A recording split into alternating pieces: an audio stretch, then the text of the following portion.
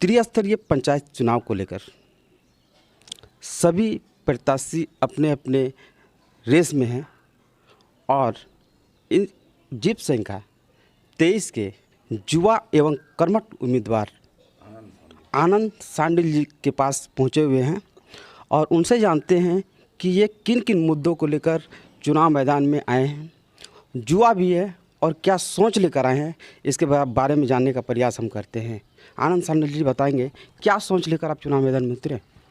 सबसे पहले मैं बताना चाहूँगा कि मैं सबसे नौजवान प्रत्याशी हूँ और युवा जितने भी युवा हैं उनका जो प्यार मिल रहा है और जो उन लोगों के प्रति जो प्यार है उससे मैं बहुत ज़्यादा उत्साहित हूँ।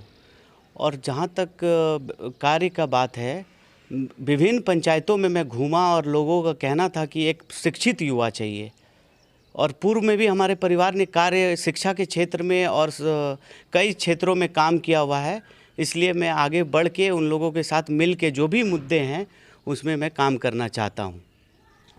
चूँकि आप चुनाव मैदान में उतरे हैं, आप किन किन मुद्दों को लेकर अगर चुनाव आप जीतते हैं तो फोकस करेंगे?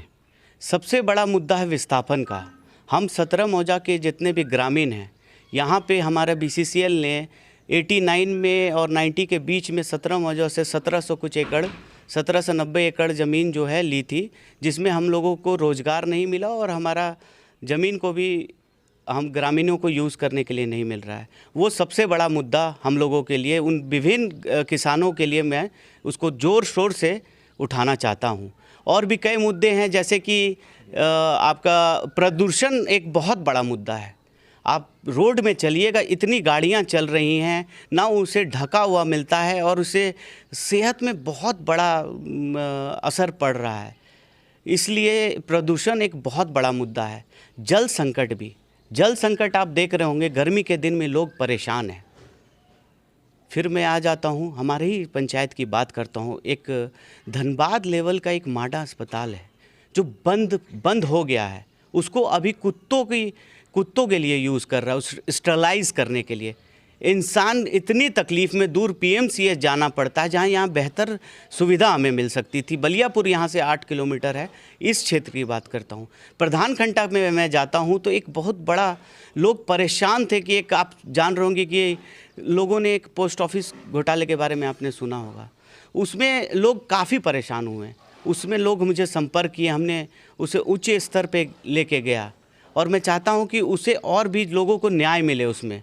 ये सब मुद्दे विभिन्न गांवों में, और एक और मकुंदा में भी आप देखें बंद पड़ा आपका अस्पताल है, उसके ऊपर भी हमें काम करना है।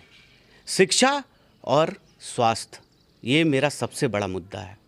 चूँकि आप एक युवा प्रत्याशी हैं, आप युवाओं को लेकर क्या सोच रखते हैं?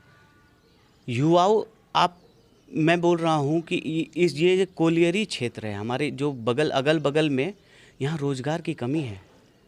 रोज़गार की कमी है, लोगों को रोज़गार नहीं मिल रहा है। यहाँ हमारे घर में रोज़गार है, लोग पलायन करके दूर जाते हैं, गुजरात जाते हैं, महाराष्ट्र जाते हैं, और हमारे घर के पास रोज़गार है और उन्हें रोज़गार नहीं मिल रहा है। इसलिए मैं एकजुट करके सारे जो युवा हैं, युवा पीढ़ी हैं, उनको एकजुट करके एक आंदोलन की ज़रूरत है जिससे नौजवानों को रोज़गार मिले।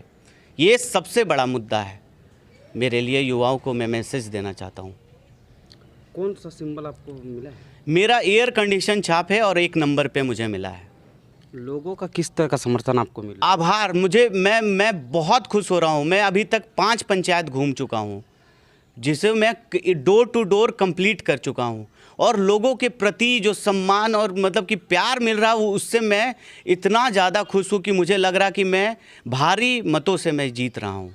तो आप अपने जीत को लेकर निश्चिंत है क्या? बेशक पूर्व में भी हमारे परिवार ने कार्य किया है और इसके लिए मैं बहुत ज़्यादा सुनिश्चित हूँ कि मैं भारी मतों से जीतूँगा और अंतर काफ़ी ज़्यादा रहेगा। तो क्या ग्रामीणों का आशीर्वाद आपको मिल रहा है? बेशक प्यार मिल रहा है, तभी उन्हीं के हिम्मत में, उन लोगों के हिम्मत पे मैं लड़ रहा हूँ चुनाव। मैं नेता नहीं हूँ, मैं घर का लड़का हूँ। मैं कहता हूँ कि मैं आपके बीच का हूँ। एक दिन आके मैं चला जाऊँगा, नेता बोल के चले जाते हैं, लेकिन मैं कल फिर आऊँगा और आपके घर पे जो मुद्दे रहेंगे या कुछ भी छोटे मुद्दे रहेंगे, मैं उस पर कार्य करूँगा और वो मुझे हक से कहेंगे कि ये नेता नहीं घर का लड़का है।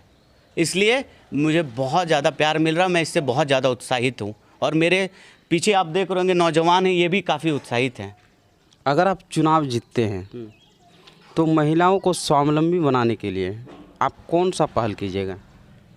मैं महिलाओं को पहले सशक्तिकरण के लिए मैं सबसे पहले स्वराज स्वयं जो रोजगार का वो लोग ये करेंगे, उनके उसके प्रति मैं चाहूँगा कि एक समूह बने और वो लोग उस पर काम करें। कई मुद्दे मतलब कई ऐसे क्षेत्र हैं कि मैं देखता था, मैं बाहर रहता था, महिलाएं अपने घर में एक मुश्त करके पापड़ का काम कर रही हैं, कोई आपका ये चूड़ियाँ का काम कर रही हैं, कोई क्राफ्ट का काम कर रही हैं, और वो मार्केट में एक टीम बना के चल रही हैं और उनको खुद का सेल्फ डिपेंडेंट हो रही हैं, वो सेल्फ डिपेंडेंट हो रही हैं और परिवार में मदद कर रही हैं। उससे उन लोगों को काफ़ी मदद मिल रहा है।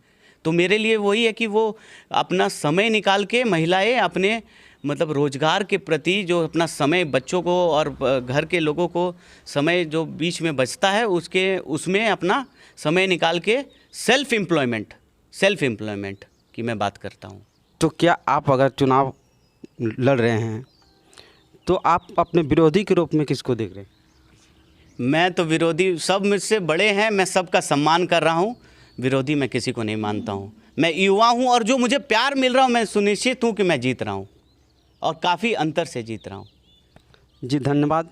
मैं जिप संख्या 23 के युवा प्रत्याशी आनंद सांडिल जी के पास आए हुए थे और इन्होंने जिस तरह से बेबाकी से अपनी राय रखी, अब आने वाले दिनों में जनता किस तरह से अपना प्यार दे रही है